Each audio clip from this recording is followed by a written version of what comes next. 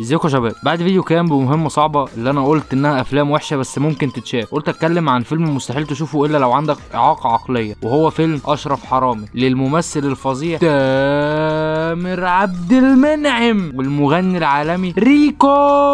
اهدوا يا جدعان، يا جماعه اهدوا، خلونا نديهم فرصه. مش هقول كمان ان البوستر وحش ومش هشوف الفيلم، لا مش هحكم على الكتاب من عنوانه. يلا بينا بس نخش جلسه العذاب دي. بتبدا احداث الفيلم باننا بنسمع صوت اشرف عبد الباقي وهو بيتكلم عن اشرف وسعد وهما بيتولدوا، ونشوف اشرف وسعد بيمصمصوا في القصب وينطوا من فوق سور المدرسه علشان يدخلوا ويلعبوا زي الاطفال، ولكن ريحتهم نتنه والاطفال كلها بتبعد عنهم، ويثبتوا العيال وياخدوا اللبس بتاعهم. وبعد كده نشوفهم ركبوا الباص وابتدوا ياكلوا سندوتشات ومشرفه الباص تقفشهم وينطوا من الباص، ونشوف ترانزيشن انا وقفت قدامه منبهر، اللي هم بينطوا من الباص فيجي اتوبيس هيقف فعلا وهم بينطوا منه وهم حراميه، اللي هو يا الهي على الاعجاز. وبعد كده سرقه شنطه راجل كبير وسرقه خزنه بعديها. بعد كده بنشوفهم بينزلوا من عربيه مرسيدس ويدخلوا فندق ومعاهم قصب، حاله عبثيه حرفيا، ونشوفهم دخلوا الاسانسير وطلعوا معاهم بنات. ونشوف بعد كده حوار بين اشرف وسعد، واشرف يقول انه حزين ان الفلوس بتخلص، سعد يقول له نعمل عمليه تانية يجيب بيها فلوس، يقول له هتفضل لحد امتى تفكر بنفس الاسلوب المنحط ده وان الفلوس ما فيهاش بركه. سعد يقول له قصدك ايه؟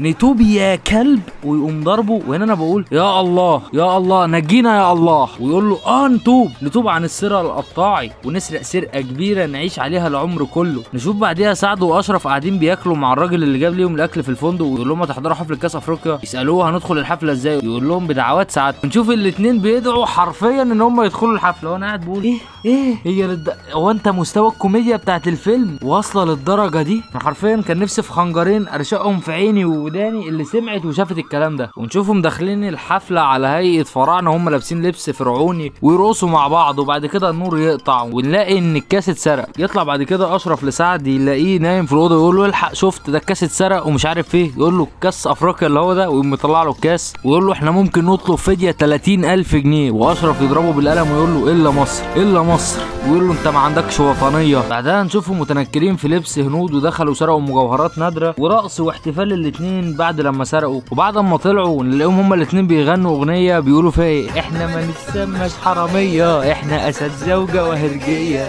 احنا ما نتسماش حراميه، احنا اسد زوجه وهرجيه. بعد كده واحده هنديه تقفش فيهم وتفضل تزعق، يجي ظابط علشان يشوف ايه الحوار ولكنه مش فاهم، ويتدخل راجل من الشعب المصري بيتطوع ان هو يشرح للظابط المشكله، وطبعا باين انه هيقول افات سخيفه يعني. تيجي ست تكلمه وتيجي تقول له ايه سبب المشكله، يقول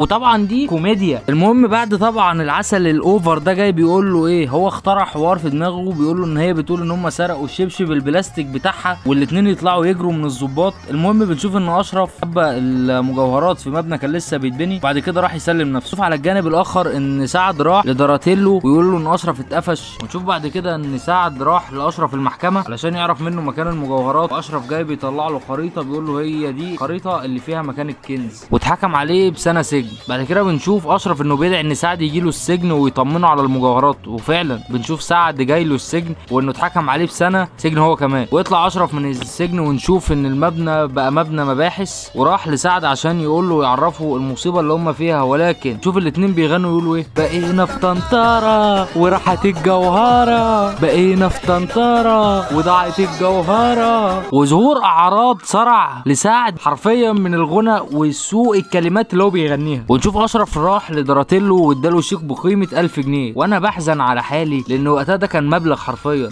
ولكن حاليا اصبح لا شيء. المهم بنشوف اشرف عامل انه جزمجي علشان يلمع جزم جنب مبنى الاداره ويدخل جوه الاداره، وفعلا بيدخل العميد رؤوف علشان يديله الجزمه بتاعته بعد ما لمعها، ولكنه بيقرف من شكله فبيقول لهم ان هم يرموه بره الاداره. بنشوف بعد كده اشرف ان هو بيحاول يتنكر في هيئه المذيع مفيد فوزي ويروح للاداره علشان يعرف يطلع المجوهرات. بعدين نشوف اشرف انه بيدعي ان ربنا يبعت له الفرج، ونشوف ظابط اسمه فرج حرفيا اتنقل من الصعيد للقاهره، فده الفرج اللي هو جاي لاشرف حرفيا. نشوف فرج ان حصلت له حادثه وعربيه خبطته بسبب ان اشرف دعا عليه، ويقرر انه يفتح شنطته ويلاقي فيها كل الورق بتاعه، يقرر انه هينتحل شخصيته وانه يبقى ظابط.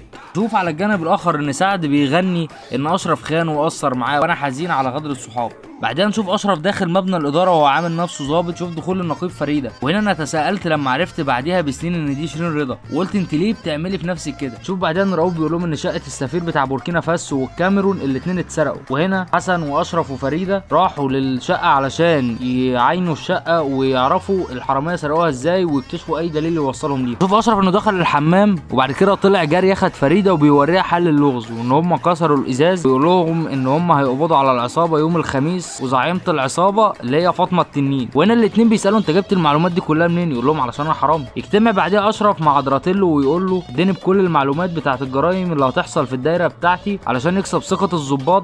بعدها نشوف اشرف وفريده وحسن بيروحوا لواحد اتسرق منه 200,000 جنيه ويحققوا في عمليه السرقه. اشرف يقول له حاميها حراميها، وان الخزنه دي لا يمكن تتفتح بطريقه غير شرعيه، وطريقه فتح الخزنه يا اما بمفتاح الخزنه او نسخه منه. واشرف ينده على فرد الامن ويقول له انت اللي خدروك؟ يقول له اه. يقول له كانوا كام واحد؟ يقول له 2 وشالوني هيلا بيلا ورموني جوه. يقول له مين اللي شالك، التخين ولا الرفيع ولا الاثنين؟ يقول له التخين. يقول له اسالك سؤال وترد بسرعه، العمليه استغرقت قد ايه؟ يقول له ساعتين. يقوم بمنتهى السرعه يقول له كل ده عرفته وانت متخدر يا ابن المسطوله، والقضيه تخلص باعتراف ستموني على نفسه ان هو اللي سرق. بعدها نشوف فريده تقول لاشرف انت مقبوض عليك، وهنا نشوف ان اشرف متفاجئ اللي هو مقبوض عليا، ولكنها بتقول له احنا هنروح للواء حسين ابو النور، ويروح ويطلع اللواء ده مين بقى؟ تخيل شعبولة. ونشوف وهو بيغني ايه؟ داري داري داري داري وبعمر احميها، امي امي امي امي وبعمر احميها وايه. المهم بعدها نشوف عمليه سرقه واشرف بيجري ورا الحرامي، ويطلع مين الحرامي بقى؟ تخيل سعد. يتفاجئ سعد ان اشرف بقى ظابط، ونشوف اشرف راح لسعد بعد كده، وسعد يقول له عشت وشفتك ظابط، نفسي احضنك بس خايف اوسخ لك البدله. رد اشرف ويقول له انا مهما كبرت صغير، وهو فعلا صغير. ونشوف ان اشرف بيحاول ياخد المجوهرات من مكتب رؤوف ولكنه بيدخل عليه، وهنا بنشوف رؤوف بيقول له مفيش اي اخبار عن عمليه السرقه بتاعت المجوهرات بتاعت المتحف الهندي. يقول له انا كنت قربت اوصل للمجرمين ولكن القدر منعني من ان اوصل لطرف الخيط. فيساله يقول له طب ايه اللي كان بيشعلك فوق كده؟ يقول له كان في عنكبوت لعين كان في مكتبك. وانا بقول يا الله يا الله امتى الفيلم ده يخلص، ولكن اتفاجئ بانه فاضل فيه 10 دقايق وجلسه العذاب دي حرفيا تخلص. بعدها نشوف ان اشرف فعلا نجح اخيرا في عمليه سرقه المجوهرات. بعدها نشوف حسن واشرف راحوا عمليه ولكن حسن اصيب بطلق ناري. نشوف اشرف بيقول ايه؟ حسن، وحسن يقول فرج، والاثنين حرفيا صوتهم اسوأ من السوق. بعدين نشوف ان حسن مات واشرف عمال يضرب عليهم نار ويقول يا ولاد الكلب